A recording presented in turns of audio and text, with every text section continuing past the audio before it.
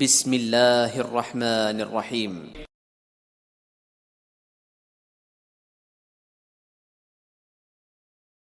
رسول اللہ صلی اللہ علیہ وآلہ وسلم نے فرمایا کہ جو عورتیں کسی کی موت پر اپنے چہروں کو پیٹتی اور گریبان چاک کر لیتی ہیں اور جاہلیت کی باتیں بکتی ہیں وہ ہم میں سے نہیں ہیں۔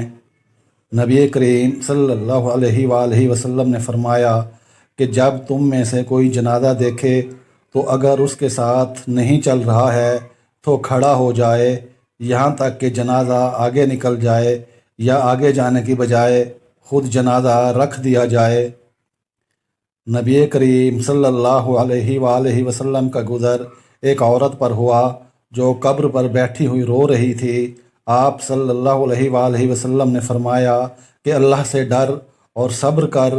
وہ بولی، جاؤ جی پرے ہٹو، یہ مصیبت آپ پر پڑی ہوتی تو پتہ چلتا۔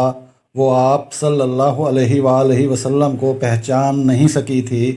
پھر جب لوگوں نے اسے بتایا کہ یہ نبی کریم صلی اللہ علیہ وآلہ وسلم تھے تو اب وہ گھبرا کر آپ صلی اللہ علیہ وآلہ وسلم کے دروازہ مبارک پر پہنچی۔ وہاں اسے کوئی دربان نہ ملا۔ پھر اس نے کہا کہ میں آپ صلی اللہ علیہ وسلم کو پہچان نہ سکی تھی، معاف فرمائیے۔ تو آپ صلی اللہ علیہ وآلہ وسلم نے فرمایا کہ صبر تو جب صدمہ شروع ہو اس وقت کرنا چاہیے، اب کیا ہوتا ہے؟